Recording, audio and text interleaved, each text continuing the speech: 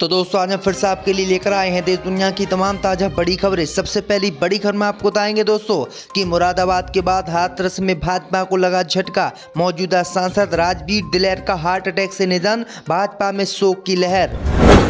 दूसरे चरण के मतदान से पहले असदुद्दीन ओवैसी ने महाराष्ट्र में उतारे 2 और उम्मीदवार, बीजेपी की बड़ी चिंता। गाजा पट्टी में इजरायली सेना का हुआ कांड, अस्पताल में खुदाई से निकली 200 लाशें। बर्बरता देखकर यूएन भी इजरायल पर भड़का, इजरायल पर प्रतिबंध लगाने का यूएन ने किया ऐलान। कांग्रेस राज्य में हनुमान चालीसा सुनना भी था गुनाह, राजस्थान में प्रधानमंत्री मोदी ने कांग्रेस पर लगाए आरोप तो भड़के कांग्रेसी नेता, बोले मोदी हार के डर से कर रहे हैं हिंदू मुसलमान।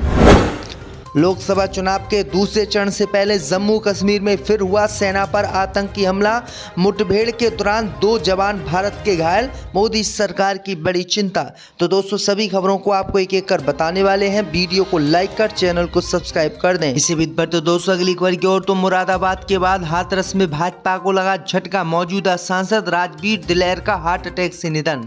जी दोस्तों आपको बता दें कि उत्तर प्रदेश में भाजपा को एक ही हफ्ते में दूसरा झटका लगा है। मुरादाबाद से भाजपा प्रत्याशी सर्वेश सिंह के बाद हाथरस में भाजपा के मौजूदा सांसद राजवीर दिलेर का निधन हो गया है।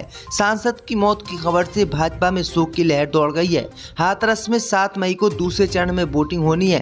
हालांकि इस बार राजवीर को भाजपा ने टिकट नहीं दिया, उनकी जगह राजस्व राज्य मंत्री अनूप को मैदान में उतारा गया है।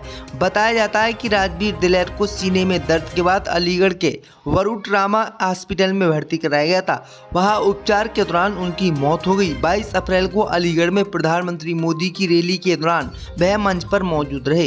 राजवीर के पिता किशन लाल दिलेर ने भी हाथरस से लगातार 4 बार सांसदी की थी। इसी बीच पर तो दोस्तों अगली खबर की ओर तो दूसरे चरण के मतदान से पहले असदुद्दीन ओवैसी ने महाराष्ट्र में उतारे 2 और उम्मीदवार।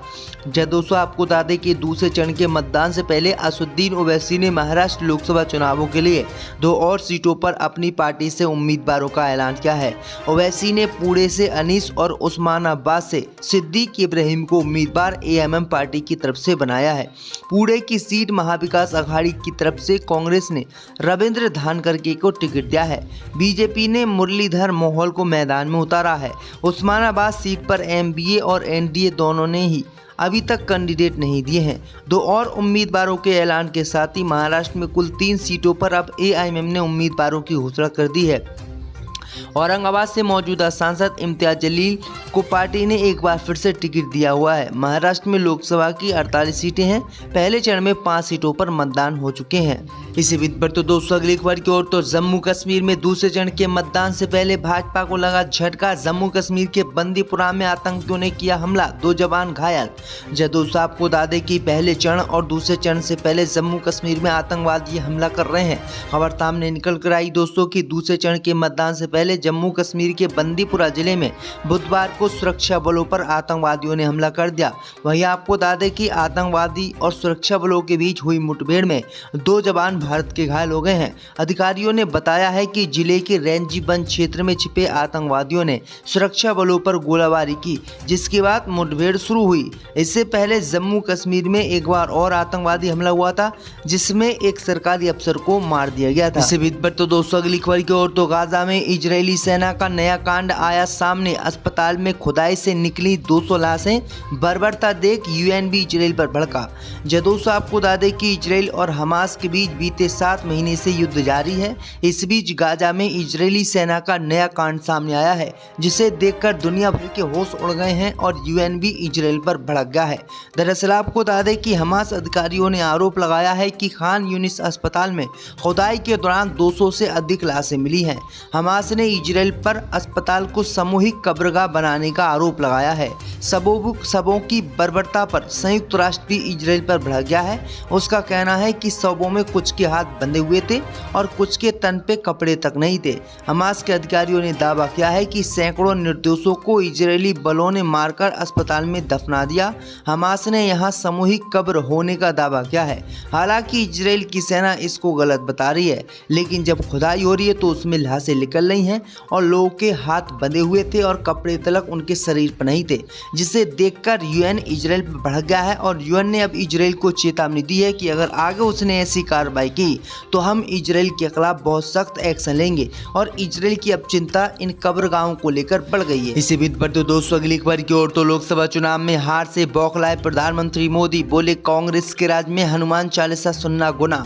जय दोस्तों, आपको बता दें कि पहले चरण के मतदान में मात खाई बीजेपी ने अब प्रधानमंत्री मोदी को सामने खड़ा कर दिया है। प्रधानमंत्री मोदी मुसलमान और हिंदुओं को लड़ाने को लेकर विवादित बयान लगातार दे रहे हैं, जिससे वो लोकसभा चुनाव जीत जाएं।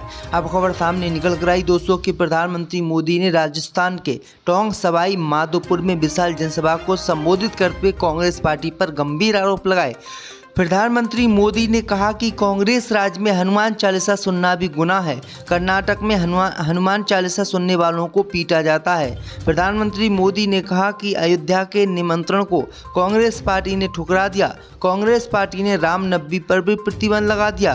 कांग्रेस ने शोभा यात्राओं पर पत्थर चलवाए और सरकारी सुविधाएं भी नहीं दी। तो ये बड़ी अपडेट आई दोस्तों कि प्रधानमंत्री मोदी ने कांग्रेस राज में इस तरह के आरोप लगाए हैं, जबकि ये सारे ही आरोप प्रधानमंत्री मोदी के गलत है। इसी बीच पर तो दोस्तों अगली खबर की ओर तो उत्तर प्रदेश में बीजेपी सांसद के खिलाफ ही पत्नी ने भरा नामांकन। यूपी की इस सीट पर बड़ा सियासी पारा। जय दोस्तों, आपको बता दें कि राजनीतिक रणनीति से पहले बीजेपी को उत्तर प्रदेश में बड़ी मुश्किलों का सामना करना पड़ रहा है। दरअसल आपको बता दें कि उत्तर प्रदेश में बीजेपी के साथ ऐसा कुछ हुआ है जिससे उत्तर प्रदेश के मुख्यमंत्री योगी आदित्यनाथ के होश उड़ गए हैं। दरअसल आपको बता दें कि बीजेपी के साथ कुछ ऐसा हुआ है कि अकबरपुर लोकसभा सीट पर जहां बीजेपी के लोकसभा प्रत्याशी देवेंद्र सिंह भोले ने बीजेपी के टिकट पर अपना नामांकन कराया है, तो वहीं बीजेपी प्रत्याशी देवेंद्र सिंह की पत्नी ने भी आज निर्दलीय प्रत्याशी के तौर पर अपना नामांकन कानपुर में गोपनीय तरीके से करा लिया है, जिससे हर कोई हैरान है। आखिरकार पति के चुनाव लड़ने के दौरान पत्नी ने निर्दलीय चुनाव लड़ने के लिए नामांकन क्यों कर दिया है। एक घर में पति को देश की बहुचर्चित पार्टी बीजेपी ने अपना लोकसभा प्रत्याशी घोषित किया है। उसने अकबरपुर लोकसभा सीट से अपना नामांकन बड़े ही धूमधाम से बाहुबल के साथ निकाला है और बड़ी जनसभाओं को संबोधित किया है, आने का आरोप लगाया है। सबों की बर्बरता पर संयुक्त राष्ट्र भी इजराइल पर भड़क गया है। उसका कहना है कि सबों में कुछ के हाथ बंधे हुए थे और कुछ के तन पे कपड़े तक नहीं थे। हमास के अधिकारियों ने दावा किया है कि सैकड़ों निर्दोषों को इजरायली बलों ने मारकर अस्पताल में दफना दिया। हमास ने यहां सामूहिक कब्र होने का दावा किया है। हालांकि इजराइल की सेना इसको गलत बता रही है, लेकिन जब खुदाई हो रही है तो उसमें लाशें निकल रही हैं और लोगों के हाथ बंधे हुए थे और कपड़े तलक उनके शरीर पर नहीं थे, जिसे देखकर यूएन इजराइल पर भड़क गया है और यूएन ने अब इजराइल को चेतावनी दी है कि अगर आगे उसने ऐसी कार्रवाई की तो हम इजराइल के खिलाफ बहुत सख्त एक्शन लेंगे। और इजराइल की अब चिंता इन कब्रगाहों को लेकर बढ़ गई है। इसी बीच पर तो दोस्तों अगली खबर की ओर तो लोकसभा चुनाव में हार से बौखलाए प्रधानमंत्री मोदी, बोले कांग्रेस के राज में हनुमान चालीसा सुनना गुनाह। जय दोस्तों, आपको बता दें कि पहले चरण के मतदान में मात खाई बीजेपी ने अब प्रधानमंत्री मोदी को सामने खड़ा कर दिया है। प्रधानमंत्री मोदी मुसलमान और हिंदुओं को लड़ाने को लेकर विवादित बयान लगातार दे रहे हैं, जिससे वो लोकसभा चुनाव जीत जाएं। अब खबर सामने निकल कर आई दोस्तों कि प्रधानमंत्री मोदी ने राजस्थान के टोंक सवाई माधोपुर में विशाल जनसभा को संबोधित करते हुए कांग्रेस पार्टी पर गंभीर आरोप लगाए। प्रधानमंत्री मोदी ने कहा कि कांग्रेस राज में हनुमान चालीसा सुनना भी गुनाह है। कर्नाटक में हनुमान चालीसा सुनने वालों को पीटा जाता है। प्रधानमंत्री मोदी ने कहा कि अयोध्या के निमंत्रण को कांग्रेस पार्टी ने ठुकरा दिया।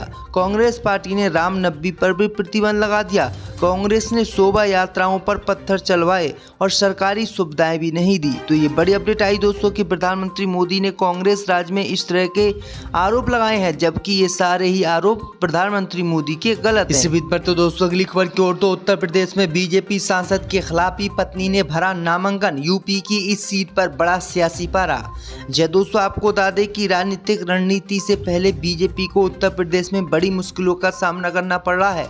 दरअसल आपको बता दें कि उत्तर प्रदेश में बीजेपी के साथ ऐसा कुछ हुआ है जिससे उत्तर प्रदेश के मुख्यमंत्री योगी आदित्यनाथ के होश उड़ गए हैं। दरअसल आपको बता दें कि बीजेपी के साथ कुछ ऐसा हुआ है कि अकबरपुर लोकसभा सीट पर जहां बीजेपी के लोकसभा प्रत्याशी देवेंद्र सिंह भोले ने बीजेपी के टिकट पर अपना नामांकन कराया है, तो वहीं बीजेपी प्रत्याशी देवेंद्र सिंह की पत्नी ने भी आज निर्दलीय प्रत्याशी के तौर पर अपना नामांकन कानपुर में गोपनीय तरीके से करा लिया है, जिससे हर कोई हैरान है। आखिरकार पति के चुनाव लड़ने के दौरान पत्नी ने निर्दलीय चुनाव लड़ने के लिए नामांकन क्यों कर दिया है। एक घर में पति को देश की बहुचर्चित पार्टी बीजेपी ने अपना लोकसभा प्रत्याशी घोषित किया है। उसने अकबरपुर लोकसभा सीट से अपना नामांकन बड़े ही धूमधाम से बाहुबल के साथ निकाला है और बड़ी जनसभाओं को संबोधित किया है।